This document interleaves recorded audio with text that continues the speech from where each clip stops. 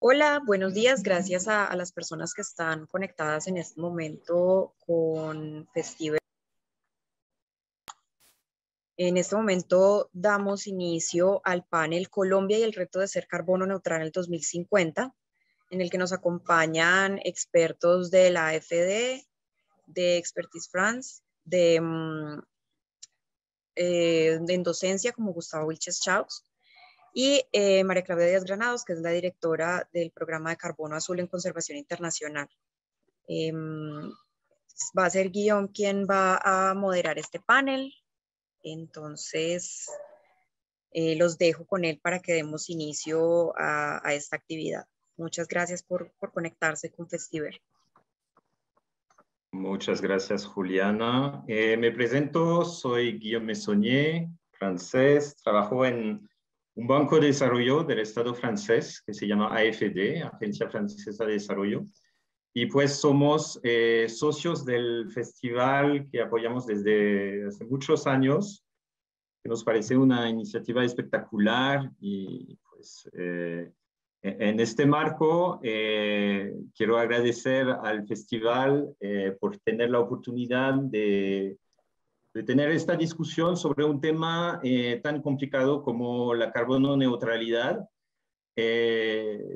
Y pues todos vamos a hablar más o menos de la necesidad de cambiar el mundo, nada más, en una hora.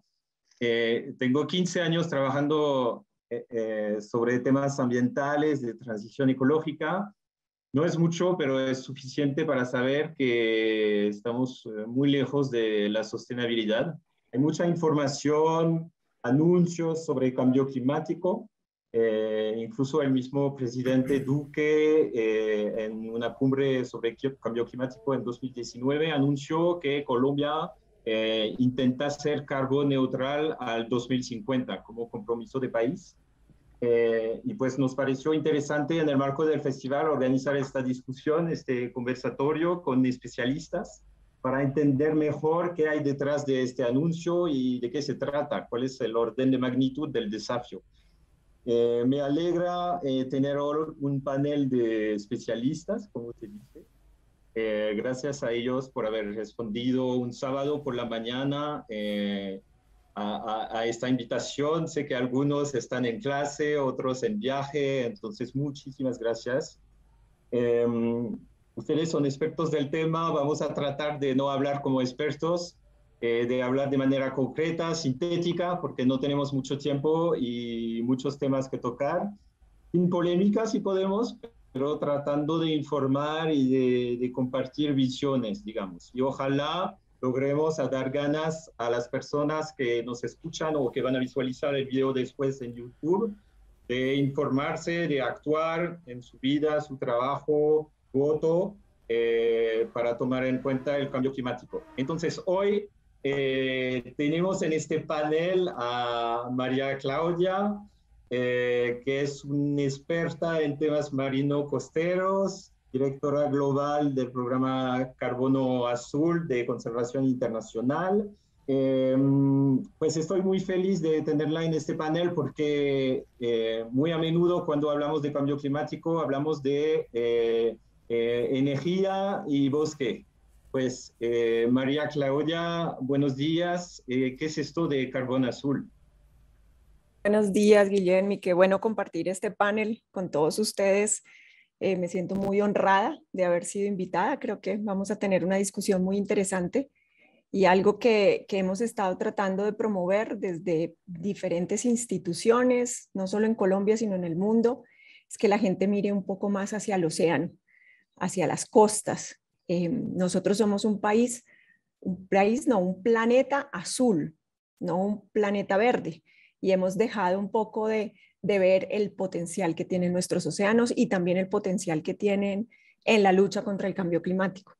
Este tema de carbono azul es un tema muy innovador, se ha empezado a hablar muy recientemente de esto y es básicamente entender cuál es el potencial que tienen los ecosistemas costeros en ayudar a mitigar el cambio climático a través de la captación de gases de efecto invernadero que están en la atmósfera y que han sido básicamente resultado de las actividades antrópicas, de las actividades humanas, especialmente bosques de manglares, por ejemplo, pastos marinos, que son esos pastos que se encuentran en la playa y que a todos nos molestan.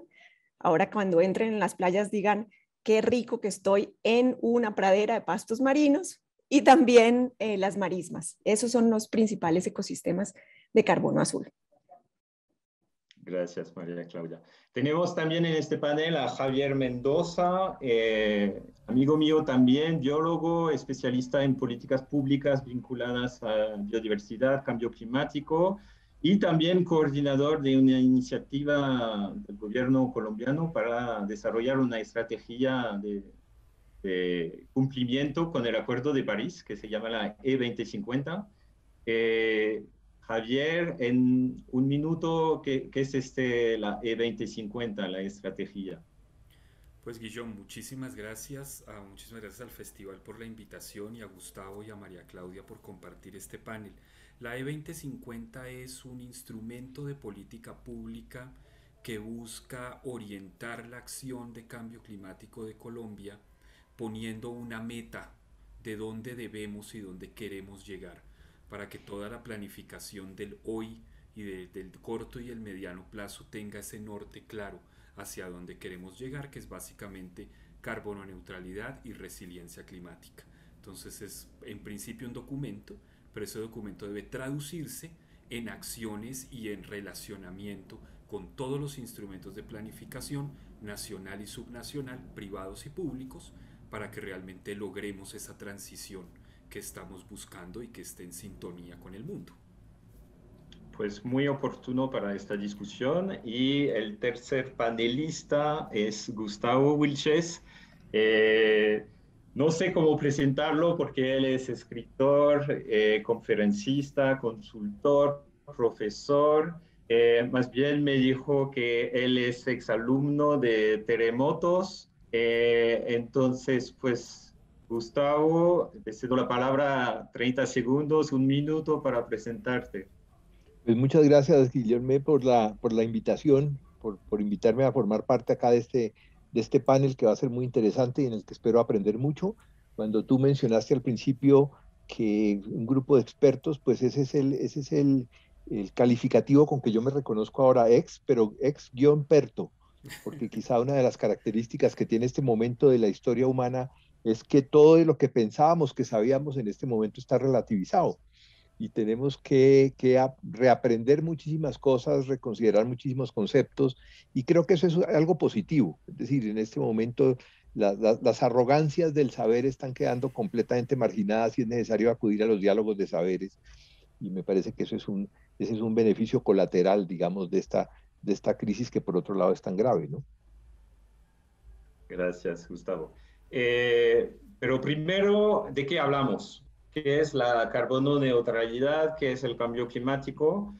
Y podemos empezar por la ciencia, porque, pues no sé si todos lo saben, pero se publicó en agosto el último informe de un grupo de expertos, de científicos, el IPCC, el GIEC, que pues básicamente está mandatado por los gobiernos, 195 gobiernos, para hacer una síntesis de la literatura científica. Y pues su informe es enorme, pero el resumen que pueden encontrar en Internet está validado línea por línea, palabra por palabra, por los 195 gobiernos. ¿Y qué dice?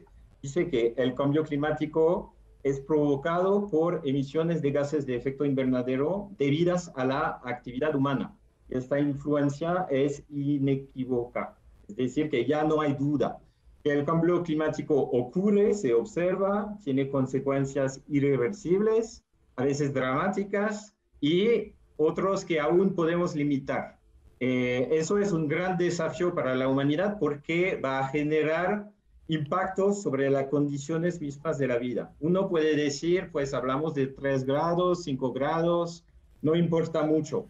Pues la verdad es que 5 grados es la diferencia entre el clima de ahora y el clima de hace 20.000 años, y hace 20.000 años el nivel del agua era 120 metros más bajo que ahora, era 5 grados menos, y estamos hablando ahora de llegar a 5 grados más en un siglo, con todas las consecuencias sobre condiciones de sedentarización de la humanidad.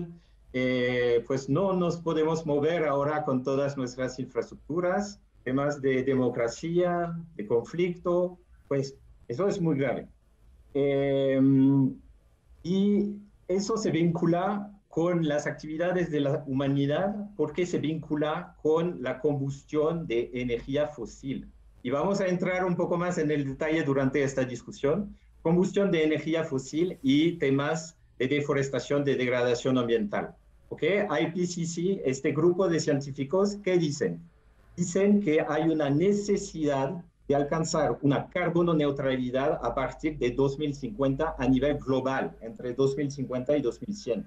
Carbono neutralidad, ¿qué es? Es un balance, un equilibrio entre emisiones de las actividades humanas y aumento de absorciones, neto cero. Es un concepto un poco complicado, pero básicamente lo que hay que hacer es emitir cero emisiones de gases de efecto invernadero que están por todo lado. Y eso es el objetivo del Acuerdo de París, que se elaboró en 2015, pero que firmó también Colombia y muchos otros países. El Acuerdo de París no dice más que tenemos que llegar a cero emisiones netas de la humanidad. Y antes de hablar de este objetivo, me interesa su punto de vista, también muy rápido, porque no tenemos mucho tiempo, sobre las consecuencias de este fenómeno de cambio climático aquí en Colombia. No sé por quién empezar, a lo mejor María Claudia, nos puedes resaltar rápidamente cómo se vincula este cambio climático a degradación en recursos marino-costeras en el océano, si estás de acuerdo. Claro que sí. Brevemente, porque además aquí todos somos expertos, entonces vamos a tratar de unir nuestras ideas de lo que hemos aprendido y desaprendido también. Creo que el cambio climático está teniendo un impacto directo en nuestras costas. Ustedes todos lo hemos vivido.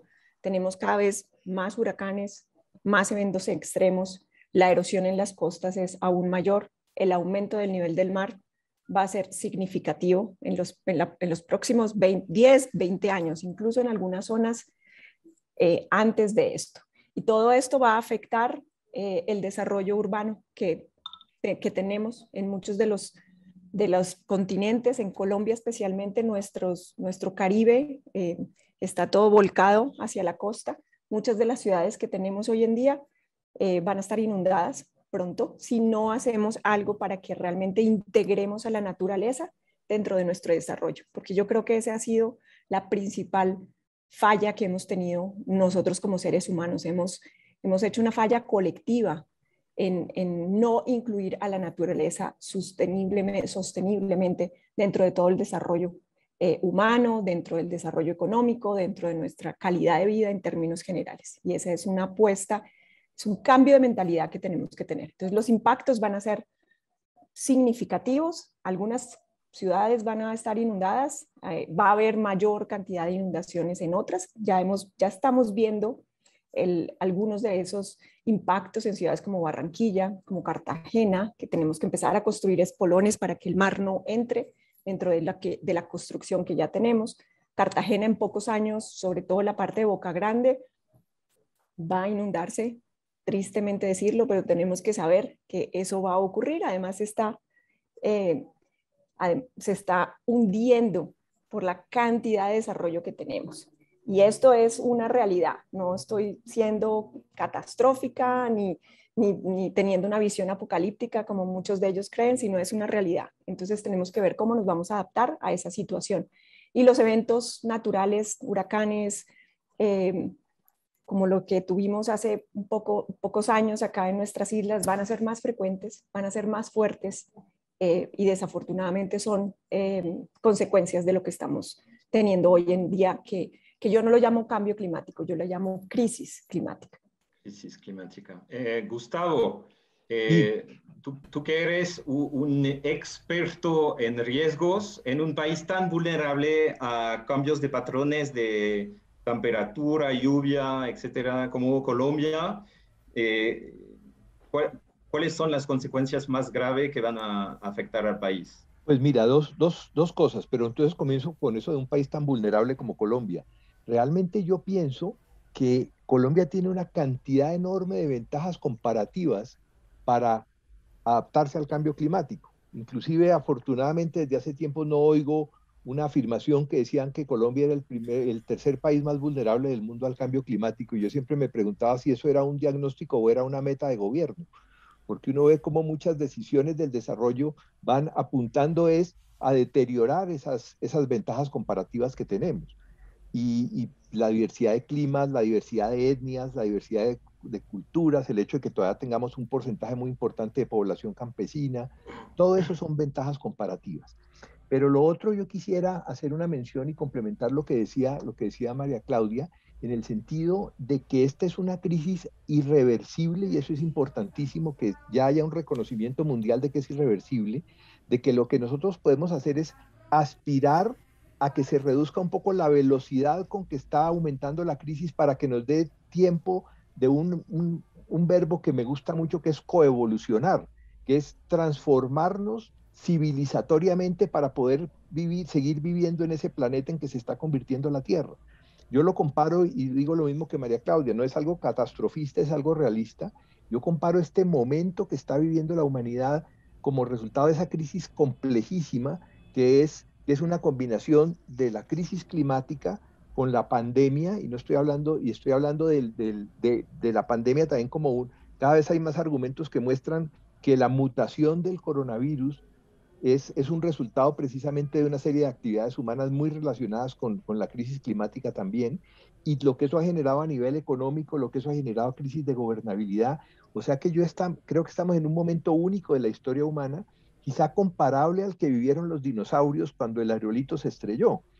Y entonces ahí hay una cosa que a mí me genera optimismo, y es que cuando los grandes dinosaurios desaparecieron, fue la oportunidad para que los mamíferos, nuestros antepasados mamíferos, comenzaran a salir de sus escondites bajo las piedras y en las grietas, y comenzaron a coevolucionar hasta llegar a la especie humana.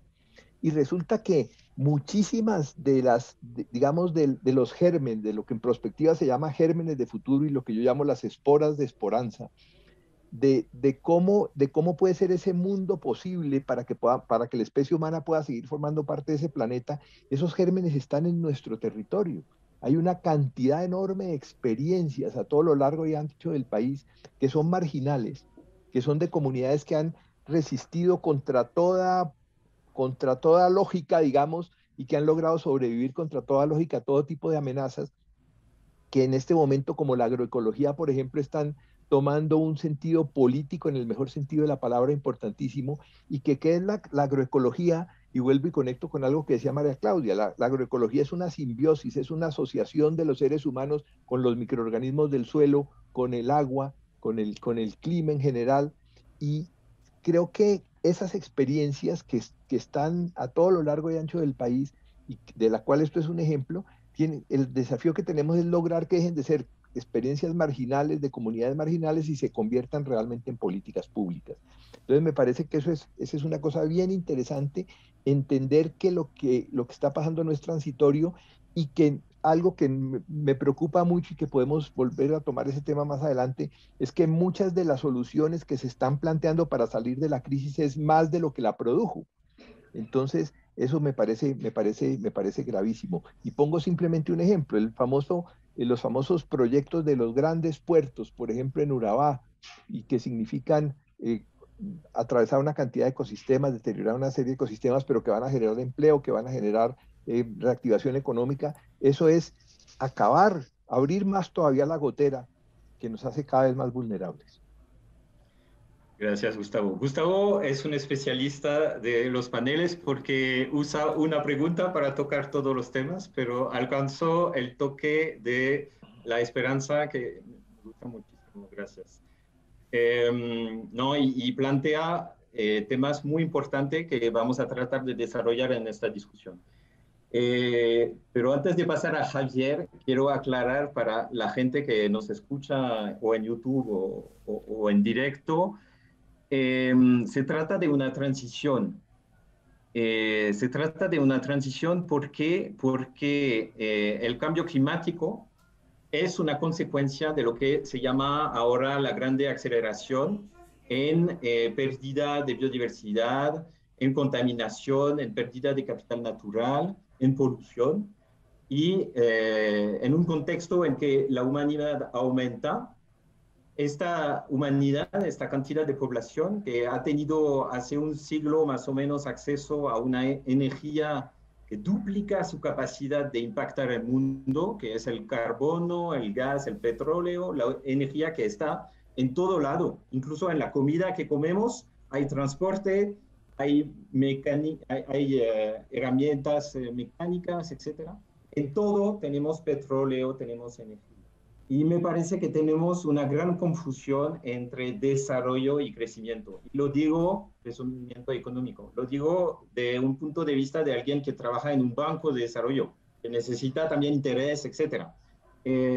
Una economía que todos queremos crecimiento, muy bien. Crecer de 2% al año significa doblar en 35 años. De 5% al año significa doblar en 15 años, doblar los impactos.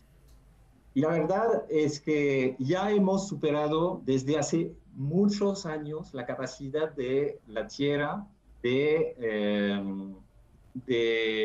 colectar nuestros desechos y nuestras poluciones y de proporcionar recursos. Entonces, ¿qué hacemos? No podemos seguir creciendo económicamente al infinito, tocando el techo, las paredes de la caja en la cual estamos. La pregunta para ustedes es qué tipo de desarrollo es compatible con esas límites físicas del mundo. Es una pregunta súper complicada. Javier, perdón, pero te toca la pregunta. A lo mejor podemos regresar a de dónde vienen las emisiones de gases de efecto invernadero de Colombia y qué significa un desarrollo de Colombia compatible con esas límites físicas del mundo. Tienes un minuto. Bueno, en un minuto, ¿qué se puede decir? Yo plantearía que uno de los principales retos que tiene la humanidad en esta transición es que todavía no tenemos modelo económico y político que sea útil 100% para fomentar y sustentar la transición. Lo que hemos intentado es acomodar el socialismo y el comunismo o el capitalismo y el liberalismo a esta situación de crecimiento sostenible. Y quizá por eso rápidamente las recomendaciones del informe Brundtland en el 87 empezaron a desdibujarse al punto en el que el concepto del desarrollo sostenible ha venido pasando de moda. Y entonces hemos tenido que buscar otras palabras para describir lo mismo.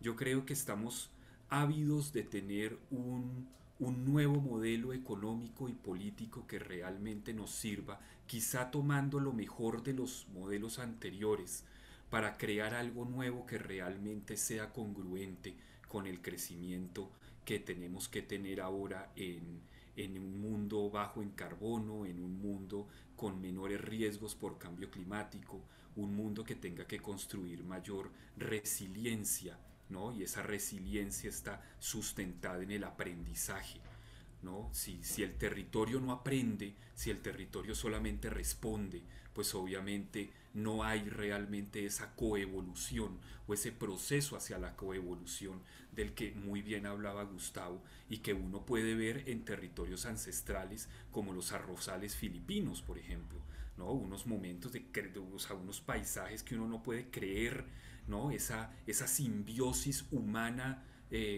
naturaleza que costó mucho tiempo, mucho ensayo-error, pero que muestran que en algún momento sí es posible y que por supuesto nos ponen a nosotros el reto de cómo hacemos coevolutivo un paisaje urbano. Y eso claramente es un gran reto tecnológico, científico, conceptual y que ante todo es extremadamente interesante, ¿no? Y para no quedarme con el tema de lo de las emisiones, yo lo que aportaría, ¿no? A lo que muy bien María Claudia y Gustavo dijeron, y también por supuesto entendiéndome como un experto, es que con el cambio climático hay que entender que no solamente son las variables rápidas de los fenómenos climáticos extremos, que son los que llenan titulares de prensa, sino que también hay unos cambios graduales, progresivos, lentos, pero absolutos, y ese es el grueso del cambio climático. Y el mejor ejemplo quizá lo podemos ver todos los habitantes de lo que en Colombia alguna vez llamamos tierra fría, ¿no? Bogotá, Tunja, en donde una cosa es ver las fotos de los abuelos en los años 30 con sus ruanas, con sus sombreros, con sus abrigos, y ver la Bogotá, ver la Tunja, ver la Popayán de hoy, en donde la vestimenta nomás nos habla de cómo ha cambiado el clima y de cómo hemos venido acomodándonos, respondiendo, quizás sin darnos cuenta que lo estamos haciendo. Entonces eso, cuando lo llevamos a los sectores productivos, a los sectores extractivos, tenemos es que hacerlo consciente para que realmente las soluciones se hagan conscientes y se hagan de alguna manera una práctica habitual. Pues vamos a hablar de esto un poco después, pero antes me gustaría hacer una pregunta a Gustavo, justamente vinculado a esto y a mi pregunta de qué tipo de desarrollo sea compatible con esas límites físicas. Entendemos, pues espero que todos hemos entendido que no es culpa de algunos, es responsabilidad de todos. Es responsabilidad de todos porque todos contribuimos. A veces, pues, los que tienen más impacto sobre el mundo un poco más, pero todos tenemos que cambiar. Y aquí algunas personas en Colombia pueden pensar, pues, Colombia no contribuye mucho a este tema de las emisiones porque tendremos que contribuir al esfuerzo global, a este 100%. Pues la verdad, y me parece que Gustavo, tú nos puedes aclarar este tema, la verdad es que hay muchos co-beneficios a salir de esta visión del desarrollo que es una visión extractivista, una economía lineal, una destrucción del capital natural. ¿Cuáles son esos beneficios para un país como Colombia de contribuir al esfuerzo global de limitar las emisiones? Mira, hace unos, no se me acuerdo si días o meses, escribí un artículo que se llama ¿Por qué recomiendo no vender un riñón en este momento? Y era referente al tema de la minería en el páramo de Santurbán. Y entonces decía, en este momento donde todos, de una u otra manera, pues también en parte de la crisis es la incertidumbre económica, alguien puede llegar y decirte, oiga, le tengo el negocio de la vida. ¿Cuál es? Le conseguí un cliente para un riñón. Dice, pues, ¿cómo va a vender un riñón? No, pero si le queda el otro, no. Es que en este momento necesitamos tener todo nuestro organismo, nuestro sistema inmunológico, que es todo nosotros completo. Y si tenemos un riñón sano, no hay ninguna plata que lo reponga. Y entonces aquí hay un concepto que a mí me parece importante y es el de identificar los irrenunciables.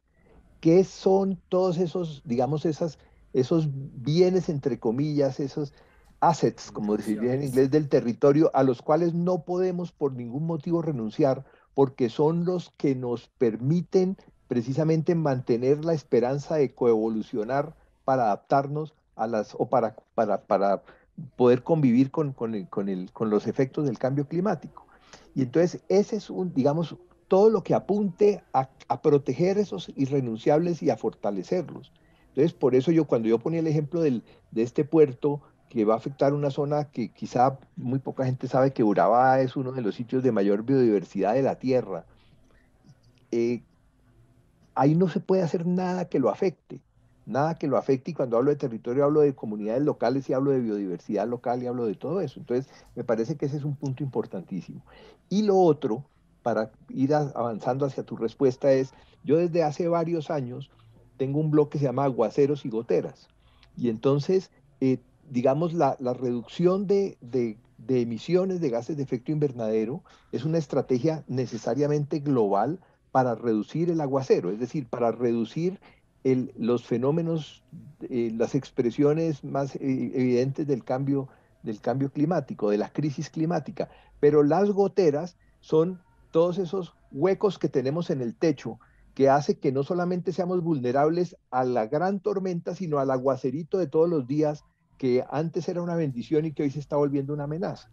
Entonces, a mí me parece que contribuyamos perfectamente, cada uno haga lo posible por reducir su aporte a las emisiones de gases de efecto invernadero. Si Colombia logra llegar a esa meta de reducir el 51% perfecto, pero yo creo que ese aporte es un subproducto de un producto principal, que es fortalecer el territorio. Fortalecer el territorio, y aquí tiene algo que lo mencionó también María Claudia, es la deforestación. O sea, el principal aporte de Colombia a las emisiones de gases de efecto invernadero es por la deforestación, por la destrucción de ecosistemas, por algo en el que ella también es experta, que es toda la destrucción de manglares, de todo esto que nos mencionó acá, de manglares, marismas, etcétera, etcétera. Entonces, si nosotros logramos proteger estos ecosistemas que son estratégicos, como es proteger también los páramos, como es proteger las selvas, contribuimos sí a reducir las emisiones de gases de efecto invernadero, pero lo más importante es que nos hace que nuestros territorios sean más fuertes.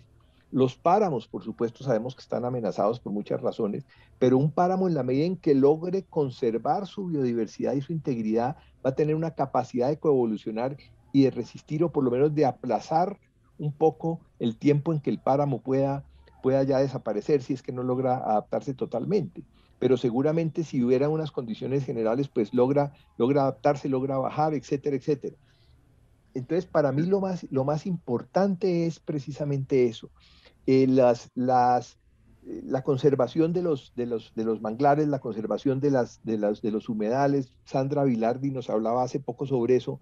¿Contribuye a la reducción de gases de efecto invernadero? Sí, pero lo más importante no es solamente esa contribución, sino que fortalece el sistema inmunológico del territorio y le permite al territorio y le permite a las culturas de pescadores, a las culturas costeras, permite una cosa que en este momento a mí me parece de una gravedad enorme, y es que las culturas anfibias, los territorios anfibios de Colombia están perdiendo su anfibiedad.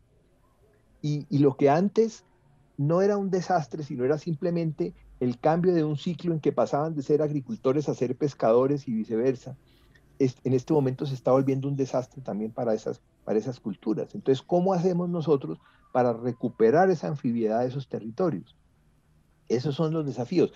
Y si de paso reducimos las emisiones de gases de efecto invernadero, maravilloso. Pero lo principal es tapar las goteras para poder aguantar, porque una cosa que sabemos desde hace tiempos es que no solamente nuestro territorio está inadaptado a las consecuencias de la crisis climática, sino inclusive a las consecuencias de la variabilidad climática. Muy bien.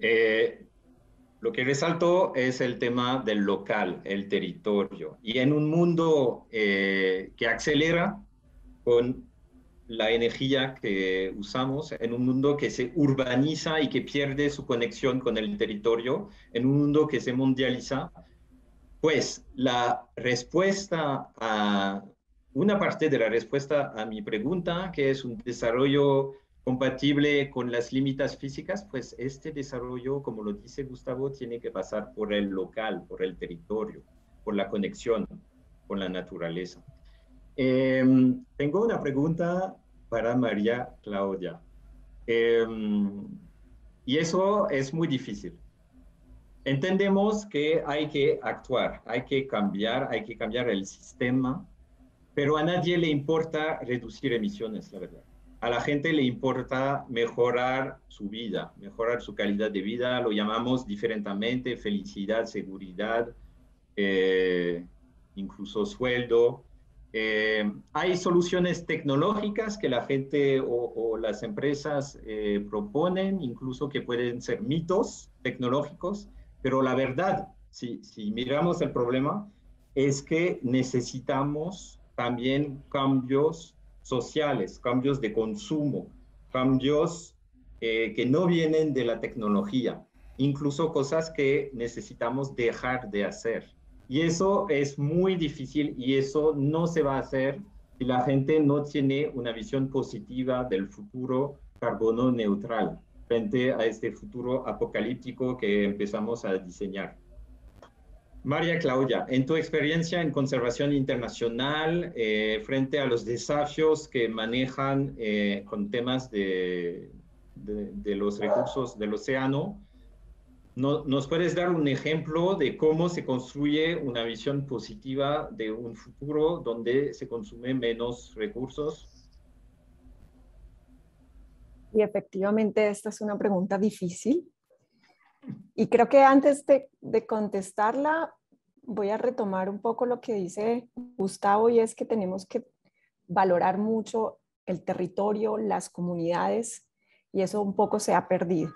Creo que estamos en este momento en un punto clave en el que necesitamos cambiar la forma de pensar, la forma de actuar y la forma de medir nuestros logros, porque hasta ahora todo ha sido basado en temas económicos y no le hemos dado valor de alguna manera a esa biodiversidad que es el sustento de nuestra economía y que debería ser el sustento de nuestra vida. Y es por eso que me voy nuevamente a las comunidades para contestar tu pregunta. Precisamente ayer estaba haciendo una visita a uno de los territorios anfibios de los que Sandra nos hablaba y que conjuntamente estamos tratando de, no digo salvar, pero de alguna manera tratar de restaurar nuestra Ciénaga Grande de Santa Marta, que es uno de los pulmones de nuestro país y que hemos venido o hemos visto que se ha venido deteriorando en los últimos 50 años y hemos puesto pañitos de arena, pañitos de agua, perdón, hemos puesto curitas para creer que estamos haciendo un trabajo positivo y creer que estamos solucionando realmente los problemas cuando en el fondo, en el territorio, estos problemas están a flor de piel. Y me voy para allá porque a pesar de todos los inconvenientes, a pesar de que cada vez esas poblaciones anfibias, ayer estaba en Nueva Venecia, por ejemplo, en donde hay 500 casas palafíticas. En esas casas viven 2, 3 familias en cada una de ellas. El acceso a telefonía celular es muy limitado. La luz también es limitada. El acceso a agua potable es casi inexistente. Les toca comprar para que en cisternas les lleven el agua potable. Y sin embargo hablaba con una señora y ella me decía que ella no se iba de ahí, que ella era feliz con eso poco que tenía, porque así llevaba viviendo 50 años, así había criado a sus hijos, los hijos viven en la naturaleza y han estado rodeados de la naturaleza, que ha cambiado, que a ella le gustaría tener las cosas que tenía antes, que hoy no es posible, pero que eso lo hace feliz, esa la hace feliz, esa situación. Y eso no es lo único que he visto, lo hemos visto en muchas otras comunidades, no solamente en Colombia, sino en otros países, en Filipinas, en Indonesia, en otras geografías en donde vivimos situaciones similares. Y creo que es una enseñanza para todos nosotros. Tenemos que irnos a lo básico de alguna manera. Nosotros estamos hoy en día acostumbrados a la comodidad, entre comillas, de nuestra casa, a ser totalmente consumistas. Sale un nuevo celular, inmediatamente vamos y compramos el nuevo, pero sin saber que el nuestro todavía tiene un par de años de vida. O tenemos que comprar el último modelo del horno microondas o de la fritadora de aire porque sencillamente es la moda, cuando realmente quizás esa no es la respuesta. Entonces tenemos que cambiar de formas de pensar, de formas de actuar y de formas de vivir. Y yo esto lo digo siempre a mi familia, en mi casa, tratamos de ser en lo posible lo más responsables y más amigables frente al medio ambiente hasta donde se pueda. Entonces es partir desde el usar jabón biodegradable, que te cuesta más, sí, te cuesta más, pero haces un bien. El no usar o no comprar botellas de plástico, llévate tu tarrito.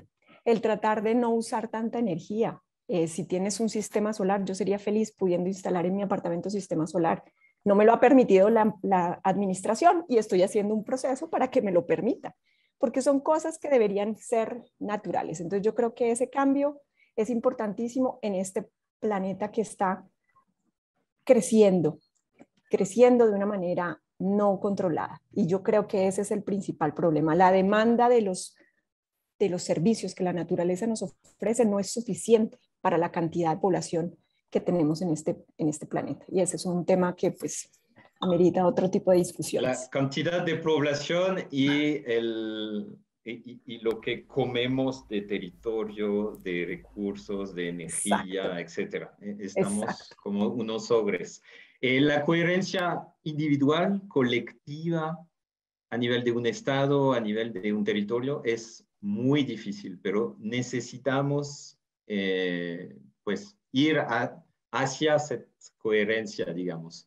Un mensaje muy importante que resaltaste es el tema de cambiar el medio de rastreo, de monitoreo del desarrollo. Y tú planteaste el tema de la felicidad, pues a lo mejor hay otros, pero sí, hay que poner más atención a lo que nos hace feliz que a lo que nos permite destruir más. Bueno, hablando de esto, y eso es para Javier,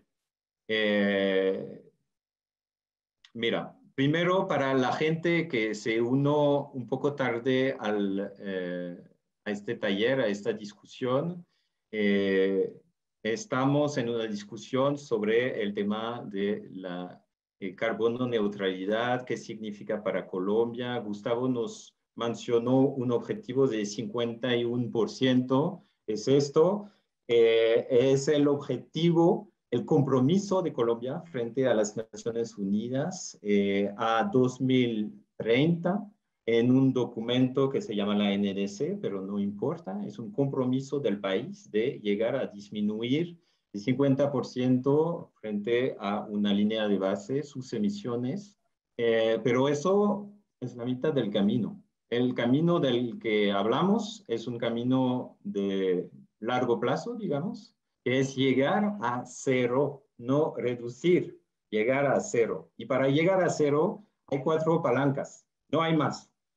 Uno es la eficiencia energética, digamos, usar menos energía para satisfacer los mismos deseos. Okay.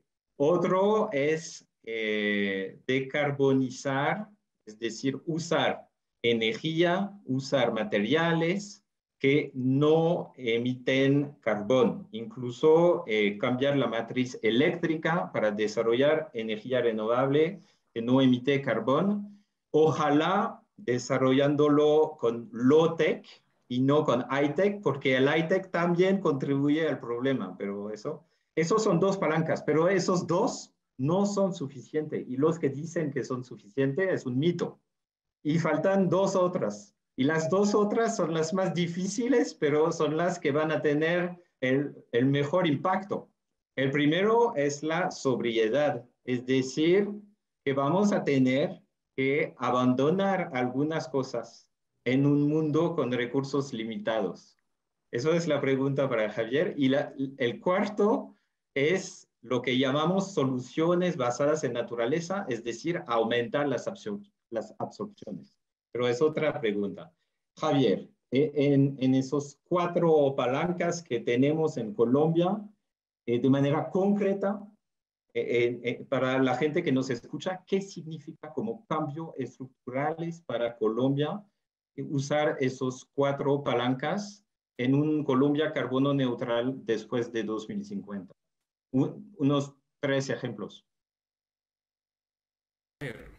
Yo creo que antes que los ejemplos hay una reflexión previa, y es que, digamos, el mundo le está apostando, o sea, de alguna manera la visión del mundo finito relacionado con el crecimiento ilimitado de la economía es una de las tesis que viene a retar de frente a la economía circular, porque es de alguna manera la posibilidad de usar y reutilizar los materiales que ya tienes metido dentro de una cadena de producción, sin la necesidad de seguir estando extrayendo y extrayendo y extrayendo de la naturaleza, que es lo que nos ha traído hasta acá en un modelo lineal. Entonces ahí hay también un primer reto paradigmático muy interesante, ¿no? De hasta dónde realmente el avance en la circularización de todos los renglones de la economía nos puede llevar a unos niveles de bienestar insospechados que estén sustentados en la reutilización de los materiales y en la generación de nuevas oportunidades para otras personas y otros negocios, ¿no? Que al día de hoy no existen. La eficiencia yo creo que es algo que de alguna manera se viene hablando hace mucho tiempo porque incluso la manera como se construyen acueductos, ¿no? O sea, desde el diseño mismo sobre planos ya están contando con una cantidad de agua que se va a perder. Entonces, obviamente, en la medida en que los diseños te permitan hacer un uso 100% de todos los recursos, ¿no? Del agua, de la energía y demás, pues por supuesto eso también puede empezar a repotencializar unos avances insospechados que, claro, al día de hoy, cuando lo miramos con nuestra perspectiva de lo que tenemos y de lo que ha pasado de aquí para atrás, parecería que no es posible. Pero no tiene por qué no ser posible. Cuando uno mira tantas opciones de pilotos tecnológicos que en este momento están como pilotos, pero que claramente nos están demostrando es que la tecnología sí existe, o que la alternativa sí existe. Y parte de la reflexión inicial que quería hacer es que retomo unos elementos que tanto María Claudia, Gustavo y tú, Guillaume, han planteado. Y es que básicamente, si nosotros no ponemos unos rieles de articulación, coordinación y coherencia en las acciones de política pública privada, de política pública y privada, y si esa coherencia, esa articulación y esa coordinación no se expresan en la gestión territorial para la construcción de lo que Gustavo suele llamar los territorios seguros, va a ser imposible que realmente tú logres transformar realidades y te quedes solamente con un poco de proyecticos piloto, ¿no?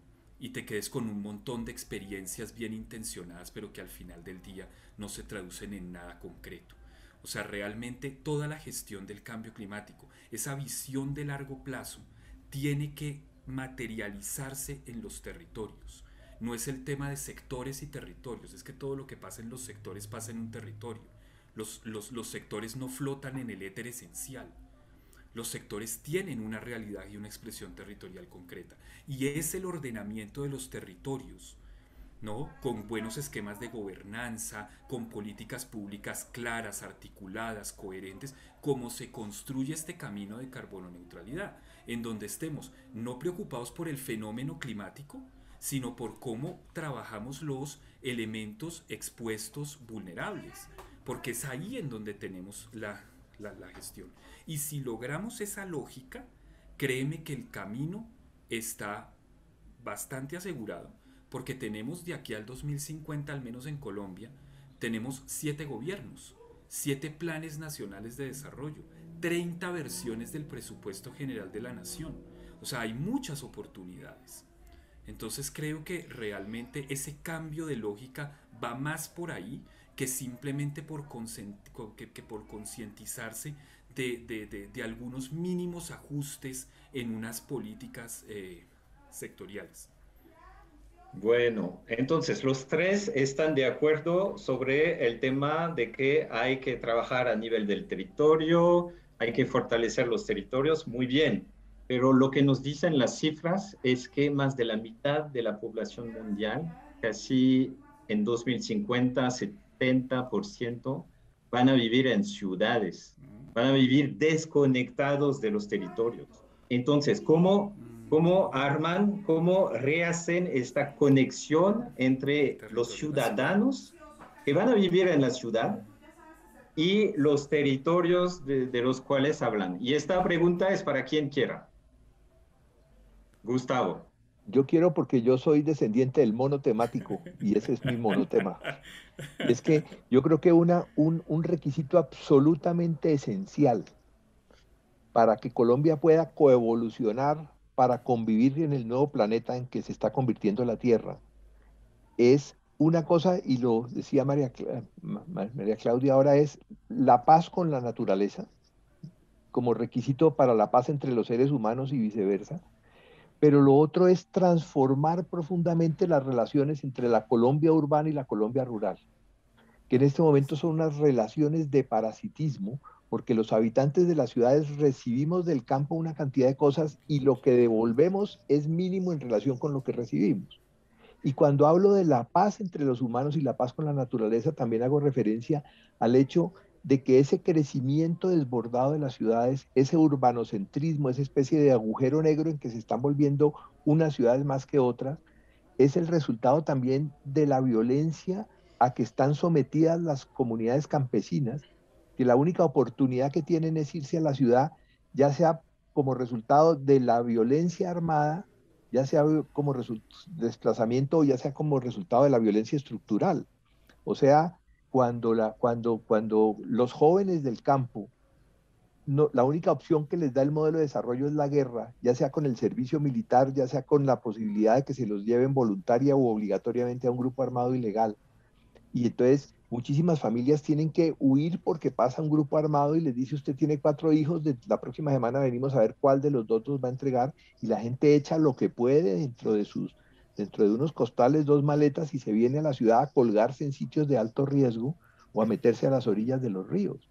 Entonces yo creo que en la medida en que el campesino pueda ser campesino, pero con calidad de vida, es maravilloso. Mencionaba María Clara su vivencia, la experiencia de Nueva Venecia, una comunidad anfibia increíble, y la gente, pues, digamos, sin acceso a celular. Y yo me acuerdo de haber tenido en la Ciénaga de Lorica una de esas como epifanías maravillosas, porque voy en una canoa, donde el muchacho que va impulsando la canoa con una palanca de pronto recibe una llamada por celular, y entonces le dice al que lo llama: sí, sí, espérate un momentico, le pasa la palanca a otro y saca de la mochila un computador y le pone un módem USB, y entonces le dice: espérate, sí, aquí ya me llegó tu correo, entonces ya te mando la información. Y yo decía, esto es una epifanía de lo que puede ser, de lo que tiene que ser Colombia. Y es que este amigo, sin dejar de ser pescador, agricultor, dependiendo de la época del año, tiene la posibilidad de conectarse al siglo XXI a través de su computador, pero sin renunciar a su condición anfibia y sin renunciar a su territorio. Y entonces ahí hay un desafío enorme, ahí hay un desafío enorme digamos, de transformar esa relación, de que las ciudades no sigan avanzando metastásicamente sobre los territorios estratégicos, sino que se le permita precisamente no solamente que los campesinos no tengan que seguir, digamos, siendo desplazados hacia las ciudades, sino que puedan volver otra vez a las ciudades. Y que, por ejemplo, vuelvo al caso de lo del Nueva Venecia y todas las poblaciones, las Bocas de Cataca y todos estos de la Ciénaga, en donde a uno le parece increíble lo que tú lo dices: están rodeados de agua por todas partes y no tienen agua potable, y no hay servicio sanitario. Y entonces aquí viene otro gran desafío: ¿cómo hacer que dotarlos de servicios públicos no signifique entonces que se valorice tanto su asentamiento, que tengan que irse entonces a alguna ciudad porque no pueden no pueden aguantar la valorización de su territorio? Y entonces eso me lleva a una cosa que tú dices: bueno, yo me voy metiendo por otros temas, pero sí me parece importantísimo cuando estamos hablando de la eficiencia energética y el cambio de la matriz energética. Toda agua es bendita, pero al agua bendita también hay que hacerle gestión del riesgo, porque uno se puede ahogar en agua bendita. Entonces, por ejemplo, a la energía eólica, a los campos de energía solar, a todo esto, hay que hacerles gestión del riesgo, porque sin gestión del riesgo pueden convertirse para una comunidad en un fenómeno tan grave como una hidroeléctrica o como una termoeléctrica puede volverse desplazarlos. Entonces, hay que hacer una enorme gestión del riesgo. A mí me preocupa cuando oigo hablar ahora, por ejemplo, del hidrógeno verde, y que la materia prima de donde se extrae pues es el agua, porque ¿cómo garantizamos que no le salga una demanda mayor al agua que prive a las poblaciones que tienen agua de su posibilidad de acceder a ella? ¿Cómo hacer, por ejemplo, que los grandes campos eólicos no se conviertan en una amenaza para las comunidades locales? Con esto termino este punto, ahí hay una obligación también entonces de concertar, por ejemplo, con las aves migratorias y saber que si las aves migratorias resultan afectadas tarde o temprano, los humanos también. Es la necesidad de comenzar a volver a ese concepto de los bioindicadores y saber que si una especie animal resulta afectada tarde o temprano, los humanos seguimos en lista. Sí. Para la gente que nos escucha, porque a lo mejor van a ser muchos, ¿qué es el hidrógeno verde? El hidrógeno solo es un vector energético, no es una energía, hay que producirlo. Y para producirlo se necesita energía, entonces si se usa energía renovable, pues lo llamamos hidrógeno verde. Deforestación también. Hablaste de básicamente recolonizar el territorio o reinvestir el territorio. Pues sabemos que la presión sobre los recursos naturales y la presión de deforestación, pues también está vinculada a este tema de colonización del territorio.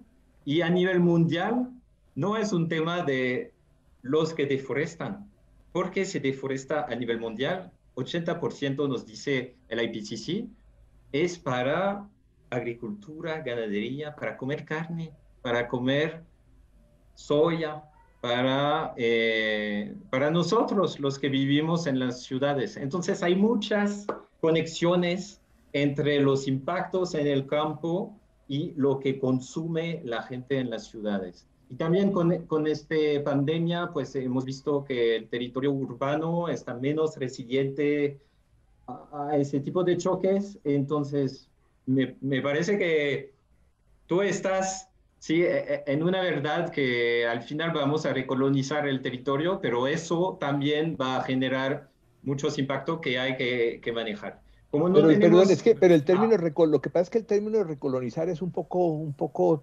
confuso. Yo creo que es sobre todo permitir que las comunidades campesinas sigan siendo campesinas. Eso es fundamentalmente. pues mira, eso conecta muy bien, perdón porque tenemos tiempo limitado y sé que podríamos hablar 2 días de todos esos temas, entonces tengo que, como soy el moderador, yo escojo. Pero mira, me parece que tenemos 3 minutos más y hay un tema súper importante que se conecta con este, que no hemos tocado muy bien y me parece importante para la gente que nos escucha conectarlo.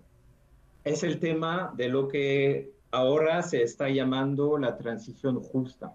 Y básicamente es la coherencia entre los objetivos de desarrollo, de reducción de las inegalidades, de toma en cuenta de los perdedores de esas transiciones y el camino que el mundo quiere caminar, es decir, el camino hasta la carbono neutralidad.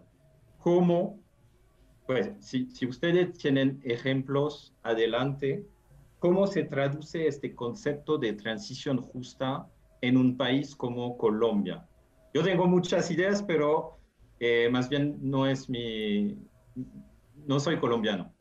¿Qué significa transición justa en Colombia? Javier, te veo sonreír, entonces adelante, tienes la palabra. Bueno, gracias. Mira, brevemente, transición justa para las personas que quizá no estén familiarizados con el concepto se suele aplicar principalmente a los temas de la fuerza laboral. Es decir, cuando se vienen todas estas transformaciones energéticas y demás, pues van a haber sectores de la economía que no queden tan respaldados y tan impulsados, ¿no? Como lo venían haciendo, y pues obviamente eso puede generar una crisis de empleos, porque pues van a ser sectores que ya no van a tener una representación y unos ingresos suficientes. Yo creo que precisamente ahí hay o sea, ese es uno de los más grandes retos que está enfrentando la humanidad. Tú dices, yo tengo unas ideas, pero no soy colombiano. Nosotros también tenemos algunas ideas y somos colombianos. Lo que pasa es que esto no se lo sabe nadie. Entonces, esto hay que empezar a construirlo desde ya. Los chinos dicen que no hay crisis, sino que hay oportunidades. Y realmente creo que es importante que los diferentes sectores productivos empiecen a entender qué les viene pierna arriba, ¿no? O sea, qué es lo que puede pasar con el tema del cambio climático, por qué se habla de esto, esto no es una moda, realmente es un tema muy estructural de la supervivencia humana, y de qué manera puedo desde ya empezar yo como corporación, como empresa, como sector, como gremio, como asociación, a prever cuáles son mis escenarios del futuro, porque no necesariamente significa que yo, empresa de petróleos, empresa de carbón, tenga que desaparecer. Yo puedo cambiar a otra cosa. Y por ejemplo, en Colombia tenemos un ejemplo muy interesante que hay que sentarse a analizarlo, y es la compra de ISA por parte de Ecopetrol. Independientemente del que se oponga y de lo que sea, es una cuestión bien interesante, porque es la empresa de petróleos que se está asegurando una empresa de producción eléctrica. Porque la transición energética, al menos en el modelo que tenemos actualmente, habla de que la electricidad puede llegar a convertirse en el principal combustible del mundo. Y la empresa que hoy maneja y explota y produce combustibles, desde ya está diciendo, oiga, venga, a mí me interesa empezar a tener una incidencia en la producción de electricidad como combustible.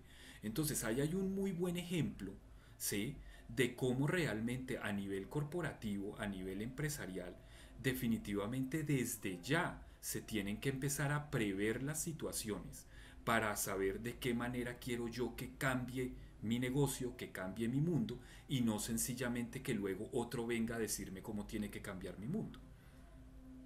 Pues muchas gracias, Javier, porque hiciste la última pregunta que quería hacer, ya que hemos pasado una hora de discusión y que era el tiempo que nos tocaba. No quería acabar sin, pues sin esta pregunta que ya contestaste, pero que voy a hacer también a Gustavo y a María Claudia. ¿Cómo no perder esperanza frente a la inmensidad de lo que viene? ¿Cómo no perder esperanza? ¿Cuál es la oportunidad? ¿Cuál es el bueno que viene? Empezando por María Claudia, y conociendo a ustedes, sé que si hay cosas que quieren resaltar, es su última palabra. Entonces, si han olvidado algo, pues aprovechan. ¿Cómo no perder Gracias. la esperanza para la gente que nos escucha? Gracias, Guillermo. Creo que esto ya es un cierre.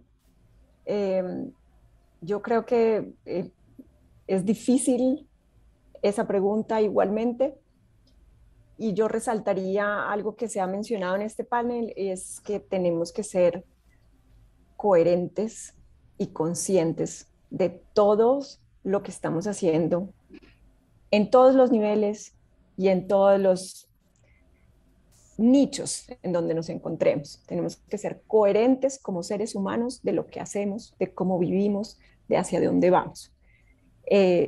Somos todavía muy pocos los que estamos pensando en este tipo de, o haciendo este tipo de discusiones. La gran mayoría de la gente solo está pensando en cómo sobrevivir hoy, cómo voy a hacer para tener el dinero suficiente para alimentar a mi familia. No si esa forma de obtener el dinero va a ser sostenible o no. Entonces, creo que tenemos que ser coherentes y tratar de transmitir ese positivismo y esas otras posibilidades para poder vivir en este planeta que todavía nos queda y que nos va a quedar si nosotros realmente hoy cambiamos de formas de pensar y de actuar. Y eso tiene que ser, digamos, el último mensaje que yo haría. A mí me gusta mucho, por ejemplo, la forma de pensar de Gandhi, y Gandhi decía que la felicidad era esa coherencia que hay entre lo que piensas, lo que dices y lo que haces. Y yo creo que nos falta eso. No es fácil, no es fácil pensar, decir y hacer en todo sentido, pero si lo logramos, creo que va a ser un camino distinto. Ese sería como el cierre que haría yo. Gustavo, te cedo el turno. Vea, Gustavo. desde antes de la pandemia yo vengo haciendo una charla que ahora además la hago con más frecuencia, que se llama Del deber de la esperanza, citando esa frase famosa de Bárbara Ward, del deber de la esperanza a la obligación del milagro. Y es que es tan absolutamente compleja la situación de la humanidad frente a estas crisis concatenadas tan graves, que esto solo lo salva un milagro. pero la vida lleva 4.000 millones de años haciendo milagros y nosotros somos expresión de lo que te decía ayer, la berraquera de la vida. Cuando te contaba también que una vez en una conferencia que era con traducción simultánea, decía cómo le ayuda a las traductoras a decir la berraquera de la vida, the brave stubbornness of life, la valiente terquedad de la vida, y nosotros somos una muestra de eso. Y encontramos esas esporas y ejemplos de comunidades que han logrado durante muchísimo tiempo, y por eso el hecho de tener comunidades ancestrales en nuestro territorio es un valor importante, porque si han logrado sobrevivir es porque tienen en su mochila una cantidad enorme de estrategias que nos dan lugar al optimismo y que a través del diálogo de saberes con nuevas tecnologías pues pueden potenciarse. Ese es un punto. El otro punto que me parece importante y hace referencia a alguna pregunta que apareció allí, que dice que si la educación ambiental es obligatoria, yo sí quiero dejar aquí un virus, y es que cualquier persona que asuma un cargo en el sector público especialmente, pero también en el sector privado, donde tenga que tomar decisiones que van a impactar el territorio de una u otra manera, tiene que exigírsele que haga un curso de 40 u 80 horas sobre ese continuo que es gestión ambiental, gestión del riesgo, gestión climática, para que sea absolutamente responsable del impacto que puede tener la decisión que tome en un momento determinado, y que sepa que si esa decisión va en contra de la resiliencia del territorio y entendiendo de la resiliencia de los ecosistemas y de la capacidad de las comunidades de vivir en ese territorio, tiene que asumir responsabilidades. Inclusive una cosa que ya está comenzando a tomar fuerza en el mundo es la responsabilidad penal por la creación de riesgos, que quien tome una decisión que genera riesgos asuma una responsabilidad que puede llegar incluso a ser penal. Y una última cuñita sobre el tema de la coherencia. Estoy totalmente de acuerdo. Con lo que decía Gandhi, de quien he aprendido también muchísimas cosas. La felicidad y la coherencia están de la mano. Y quizá un paso importante a la felicidad es cuando logra uno dar un paso en ese camino tan difícil que es la coherencia. Yo he logrado dar algunos pasitos tímidos, pero que me hacen feliz. Y desde hace muchos años, por ejemplo, me baño todos los días en agua fría. Y no solamente eso significa un ahorro de energía, sino sobre todo, y eso lo valoro muchísimo, un ahorro de tiempo. Muchas gracias. Gracias, Gustavo. Espero, pues ya hemos alcanzado el final de este conversatorio, de esta discusión. Espero que la gente que va a visualizar esta discusión, pues va a salir de aquí con esperanza y ganas de informarse, ganas de actuar en su vida personal, en su trabajo, en su manera de consumir, en su voto, tomando en cuenta pues, los retos ambientales y del cambio climático y la coherencia, pero eso es muy complicado. Gracias a los organizadores del festival, Juliana, por esta oportunidad. Invitamos a todos a conectarse al sitio del festival. Hay una programación y unas obras espectaculares.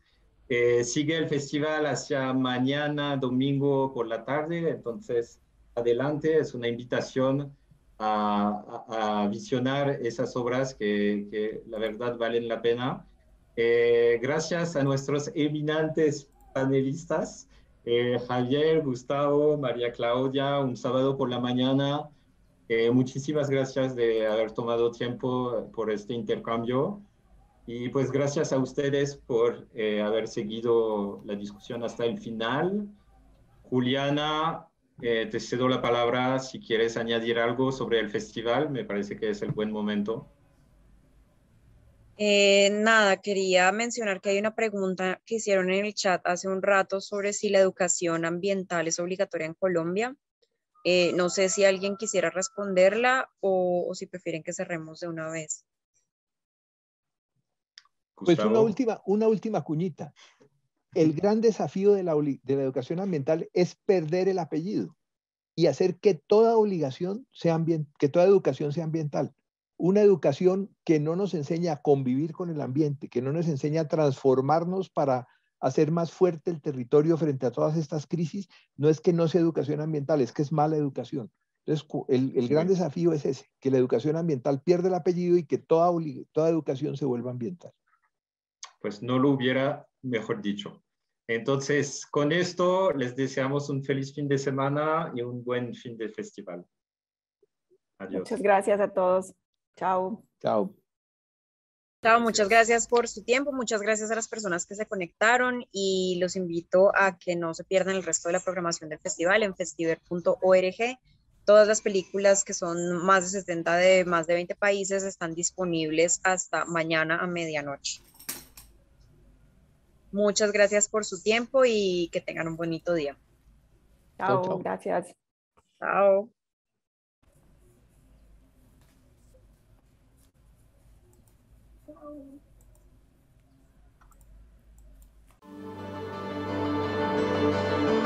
Para el cambio climático, las epidemias o los conflictos, no hay fronteras que valgan.